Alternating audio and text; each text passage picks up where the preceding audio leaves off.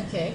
So as Tina, you represent your business as well, NuvoInk. Yeah. So what are some of the things that you can and cannot do because of the fact that you're representing your business as well? I feel some of the things are actually, they come naturally, I think, sometimes, because you need to actually think of your business. You can't act ratchet now. No ratchet behavior. No, you cannot. Not allowed. Not allowed. The thing is, you need to also remember, for the type of work that I'm in. You are now tuned into the Women's Consortium podcast, presented by The Transformation Diva and proudly sponsored by Get Ready with Tea. Enjoy. Hey everyone, Transformation Diva over here. I know I've been away for such a long time, but I'm back again. And today I am chilling with Tina. She is the owner of NuvoInk, and she does makeup, artistry. But allow her to introduce herself. Tina, please tell everyone that do not know who you are, what you're all about. Hey guys, I'm Tina Chevu from based in East London. I'm the face and the brains behind NuvoInk. It's a fashion consulting brand, but here in East London, our core function is makeup and styling and a bit of PR, and we also sell hair. So it's a beauty bar. I'm not a salon. Beauty bar. So yeah. So with the selling hair part, you do that online, since you say you're not a salon? It is not online per se, but yeah. We order, it's pre-orders. Okay. Awesome. So you place your order, you get your hair in 7 to 10 working days. Awesome. Yeah. And so what got you into, like, I know you were, like, your first touch was on makeup and everything like that. What got you into that? It was not makeup, hey? It was actually hair. Okay. Yeah, correction. Yeah. So I grew up in East London, right? Born and I wouldn't say brain, but raised in Butterworth, Etolengi, which is like it's just a rural area outside of Butterworth. So, which is then, so I moved to East London, I think, from grade 2. Okay. So I grew up here. And growing up in high school, I did hair a lot. So your Yankee braids, I did that, your plaids and everything. So that was like my first service I offered here, which was, at least it was just maybe a hobby, but I made money out of it. So you say you were an entrepreneurial kid. Okay, interesting. So yeah, this is what I started with. After matric I left, I was away for 10 years. I came back 2014. That's when I came to start off the fashion consulting brand. I kind of shied away from hair until this year. Is it? Why were you shying away from it? Why did you shift your focus towards makeup and fashion? I actually, during my early employment years and then out of varsity, my interests were closer to makeup and styling. And I got lazy to do it. I actually got lazy. Hair is time consuming, guys. Okay, it's time consuming. And I was like, you know what, let me try this. And my interest drew nearer to fashion and makeup. Growing up, I used to actually sew my doll's clothes by hand. So I think that also just erupted. I used to do that, but I sucked at it. like my clothes are always like looking all types of random. Girl did, eh? We all did. Like my sister was better at it. Like I was just like, we all did. So with that, I just decided, let me come try it out here. Okay. And then that's when everyone now got to learn and know NuvoInk as, because first they don't know what fashion consulting is, because when you say fashion consulting, people think that just you're dealing with clothes. Like I think like a personal stylist. That's the first thing that comes to mind. Fashion is trends. If you actually define it as per the dictionary, what a fashion is, it's a way of how things are done. Like, you know, a fashion of how things are done. So now it's broad, because we deal with the PR, content creation nowadays, and you do makeup, styling, and all these things. So it all forms part of fashion consulting. That is absolutely amazing. Like, so you said that you've always just been passionate about it, just something that, you know. Yeah. That's so freaking interesting. Honestly, like I know like about you and all of that. Like I always see on social media, but like no, it's like really interesting to actually get to know like the whole story behind it.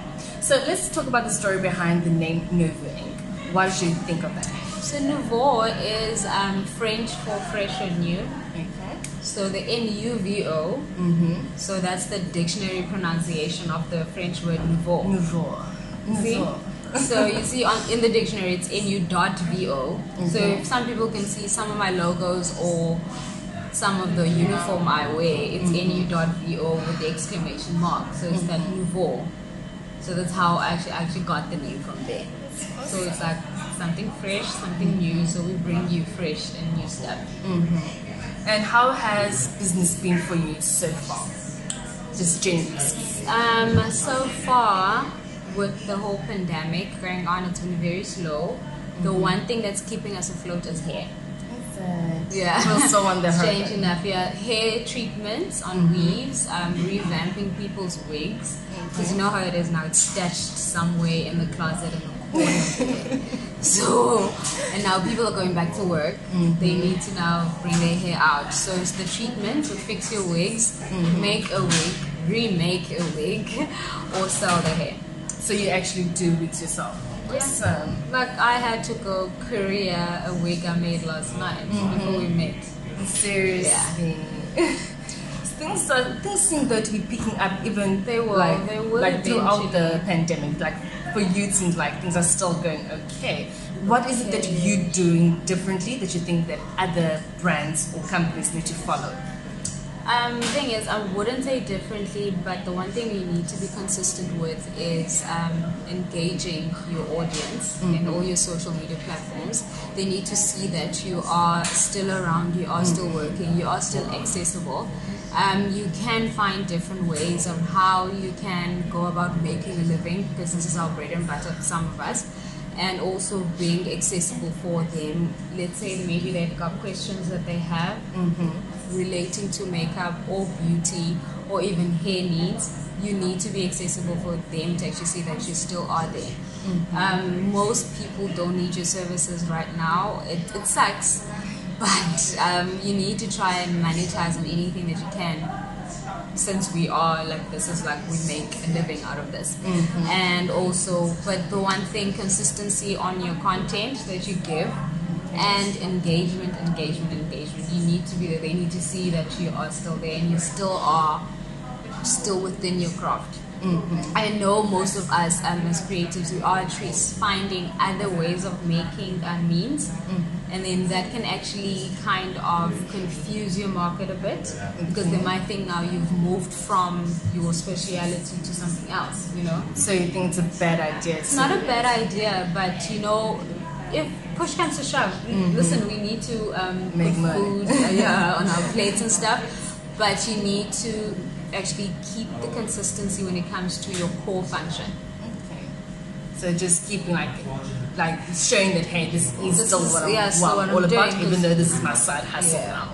For instance, makeup in East London has become my core function because that has been the need. There's not much of, let's say, events or fashion shows where I can say, okay, now I'm being contracted to come now do the styling for this, or maybe a photo shoot. It's rare. Like there was a photo shoot last week that I did makeup for. It's once in a blue moon, I think I'd say. So in comparison to how things used to be in the bigger cities, rather. Because in East London, the need is mostly makeup, because people are either they're hosting an event or they're attending an event. So that's what the need has been, and that's what most people in East London know before. It's makeup.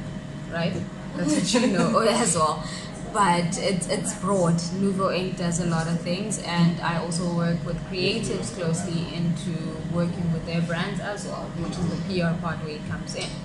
Okay. So what do you offer? Like, so let's say, like, for instance, I'm coming, hey Tina, I'm the Transformation Diva. Like, what is it that you do with a person's brand? Okay, with the brand, we actually help you present your brand in a way that it is aligned to what you do. Okay. Right, because sometimes you might want, let's say we're talking about, let's say, your branding. Maybe your branding is a bit, does not translate what you do well. So we also try to make it now aligned to what you are doing. Because sometimes you might like a certain thing or a certain, let's say, a certain feel of a logo, but that logo does not translate to what you're doing. It might be screaming something else, and maybe you are doing, because Transformation Diva, it just says now you're blooming into something. So I mean, let's say maybe you just want something that's going to now portray, let's say, something else. So we do help you now keep your brand and what you do aligned, right? And we also work on your content, which you give people out there, and your styling needs, which boils down to makeup, hair, and the outfit that you're gonna wear. Maybe let's say you have an appearance that you need to make. So where do you get the outfit? Like, do you actually like order for your clients, or do you just help them in some way? It varies. Either we work on what you have, we work on a budget that you have. Let's say you want to get something new, work on a budget that you have, or we can try source it out from local designers. Okay, awesome. So we have a close relationship with a lot of designers, because also it is a marketing platform for them. So you do work on a deal where that maybe there is a certain range that they can sell at, like your concierge kind of service thing, or maybe it is what is the store? Sorry, I forgot the name. Consignment store. Not heard of that. More like discounted prices. Okay, cool. Like your samples that you have, we do work with that as well. But we also work on your budget, according to your budget. Like to the client. The client's budget as well. We don't sell dreams. We don't sell dreams. Because it's important that you actually are realistic. And then you offer what you have. Don't sell dreams. Because, I mean, a lot of young girls look up to a lot of creatives and all these influencers and everything. But what's important is that you do not sell dreams. Don't create an impression that everything is attainable just like that. It's not. You work for it. That is true. Yeah. That is so freaking true. So, what was I about to say? Oh yes. So the fact that I'm really interested in the fact that you do PR for your clients. So that is something that a lot of makeup artists do not do. So I guess it goes back to the fact that you are a fashion consultancy rather than just doing makeup and hair, all of that. So let's say, for instance, a client comes to you, so is a public relations consultant, for instance, like if a client comes to you and is like, hey Tina, dude, I fucked up on social media, like people are talking something about me that's negative maybe, how can you bring your clients back into a positive light in terms of PR? Well, in terms of, when it comes to that, personally, let's put NuvoInk aside. Personally, I feel that how to actually bounce back from that is actually not even comment on it, not respond on it, not even create a statement about that. But how you can come back from it is actually maybe focusing on more positive things, because you know how it is, bad publicity in a way could be good publicity for you, because it brings a lot of people in to be interested in what you do. Yes. Because they're waiting to see what it is that you're going to say and what your response is going to be about. And where especially if you're like within like the social media scene, if you're an influencer, because everyone is looking for a loophole to corner you with, right? Because the minute they're gonna now wait for your response to what has been said, and then your response is also now going to be scrutinized, and they're gonna find, let's say, like a little comma that you inserted there that you were not supposed to.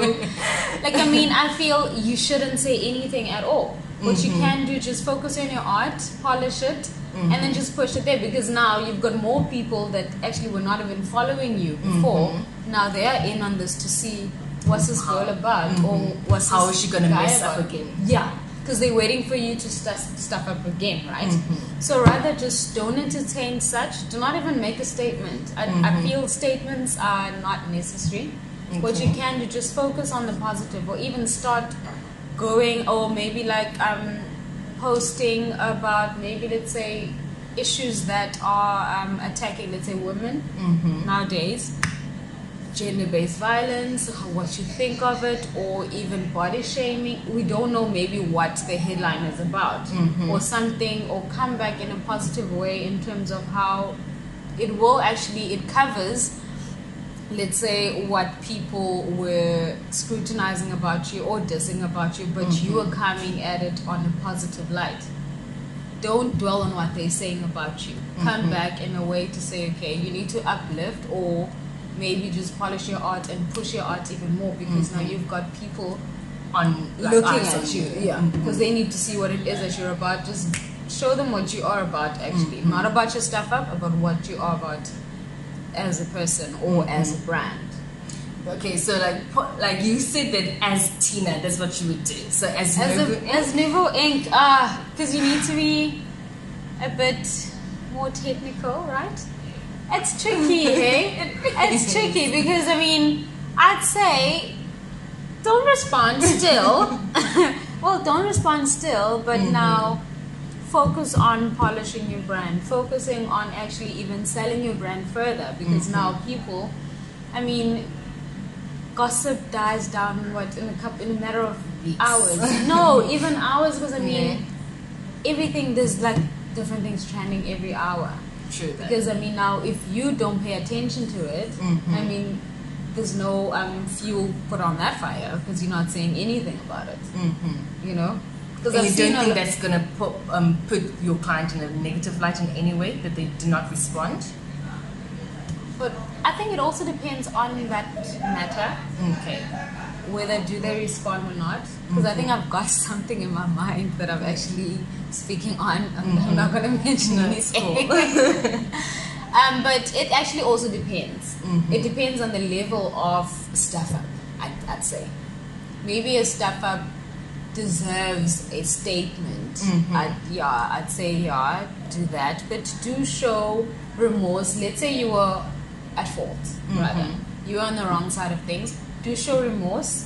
Do show that you are making effort to change. You are really going to change, because that's how I'm all about also. It's all about morals, ethics, and you need to live those things, basically, and what your brand is about. We associate with ourselves with brands that actually want to bring out the positive in everything, to uplift, and so, meaning if you need to live what your brand is about, we make mistakes, we are human at the end of the day, right? So if you need to issue a statement, maybe you will need to do it, but you also, your actions need to show what you meant, that you meant what you said, and you also need to live by that. You're not just gonna post and say, I apologize, I'm sorry, you're sincerely, that's and my business. You know, no man, you need to live it. And I've actually also been, I think, fortunate to deal with brands that actually are on the same page as I am, on a personal level and also on the NuvoInk level. So it's been nice, eh? I haven't had like listen, this is what's happening. It's a stuff up here. It's been okay. Or maybe because we're here in East London, it hasn't been that messy. Maybe East London is quite a small town, so the types of mess ups that we have, like in comparison to the biggest cities, are definitely small scale, so to speak. Yeah, true. Okay, so one other thing that I want to mention, like you talk about people as brands, like your clients, like you view them as brands, correct? Yeah, okay. true. Do you work with clients as in individuals, or do you work with clients as in individuals that have businesses? Mostly it's individuals that are representing a brand. So it is a business, but I mean they are the face of the business, like myself. So it would be a designer or a DJ. The one, I'd make an example with the female DJ that I've worked with for quite some time, since 2016, DJ Misa.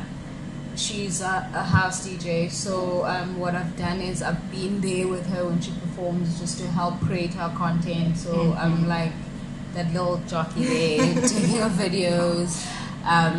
checking on her social media, what she posts, making sure that she's got up-to-date content to give, like her photo shoots are done on time, and for her bookings and all those things, like everything is actually done on time with her. She is a brand, well, she represents her brand, so everywhere she is, she needs to remember that she's representing the brand. It's not just her now, because everyone is not looking at her as herself.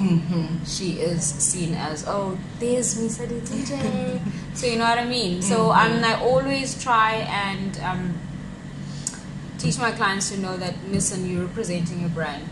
So what are some of the things that you need to remember, like as an individual that is also representing your brand or your business? Like, what are a couple of things that you need to remember? Like, what are things that you can or cannot do? If you, like, as Tina. Okay. So, as Tina, you represent your business as well, NuvoInk. Yeah. So, what are some of the things that you can and cannot do because of the fact that you're representing your business as well? I feel some of the things are actually, they come naturally, I think, sometimes, because you need to actually think of your business. You can't act ratchet now. No ratchet behavior. No, you cannot. Not allowed. Not allowed. The thing is, you need to also remember, for the type of work that I'm in, because I'm mostly known for makeup, there's a lot of young girls that aspire, that are makeup enthusiasts. They aspire to be in my line of work. Some are as young as 15, 16, because they're in high school. They dabble on makeup on their spare time.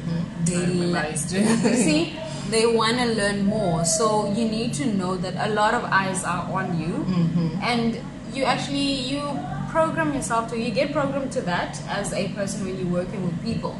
And you need to also understand why you're in this. With me, it's the passion. Passion comes first. Because if you're chasing money, sometimes you lose it on the way. You lose it along the way. It's mostly passion. That's what I say. If you love what you're doing, then it actually projects out.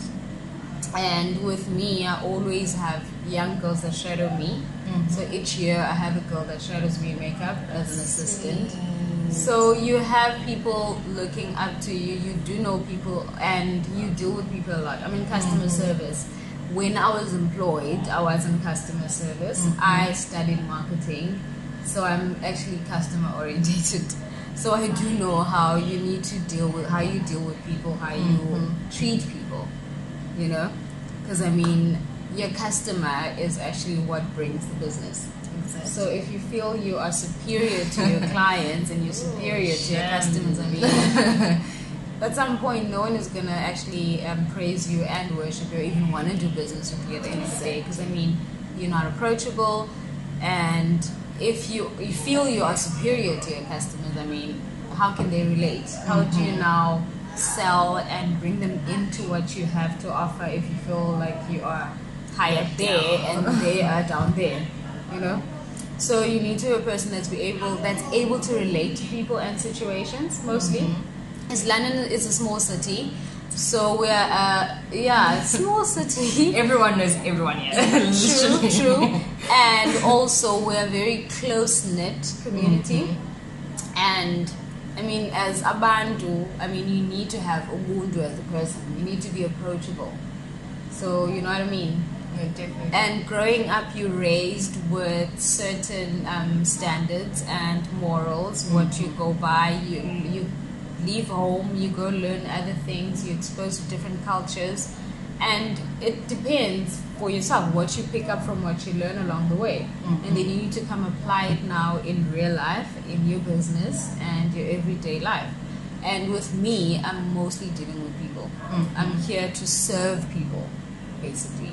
So I mean, it's not rocket science what serving is. So I mean, you need to be a people's person, and you make people happy. And Awesome. So being a brand, you need to understand that you are representing something big. It's not just about you. It's never about you when you're in business. It's about the people that you're serving. Always calculating your steps, like, but if I'm doing A, like, how is that going to affect my business? How is it going to affect my customers? How is it going to reflect to my people and the customers and everyone, and people that would actually want to know about your brand, people that are interested in what you do. Definitely. Tina, honestly, like, I've learned so much about you today, like, just in this 30 minutes, like, and it's absolutely amazing what you do. Like, I really hope that you continue pushing it. So what is one message that you want to, you know, send out to every other woman out there that either aspires to be a makeup artist, that just found out about fashion consultancy and like, yeah, that is me, everything. What is the one thing or a couple of things that you would tell them that they should do? Actually, it's passion. You need to be passionate about what you do, right? Yes, we are out here to make a living, which is make money. You monetize your time. Time is money. I always tell everyone, or even the girls that join me to assist me at work, that time is money, right? And you need to make sure that you don't waste time. I hate wasting time. I hate it. I feel like if I sit for an hour doing nothing, like, I need to either have my notepad on my phone open just to jot down some ideas, jot down anything. But be a person that knows that time is money, number one, and you need to be passionate about what you do. There's no use chasing after money, and you need to work for what you do. Nothing is going to drop on your lap from the sky. It doesn't. You grovel for what you need to, what you want. And yeah, man, be sure, be yourself. I can't say much, but I mean, what I can do is that passion and will drive you. And it will lead you to where you actually are supposed to. Definitely. I support that 100% as someone that is now within the fashion industry. Tina, thank you so much for having this little conversation with me. You are so welcome, and I hope that if I come back to East London, we can do this again.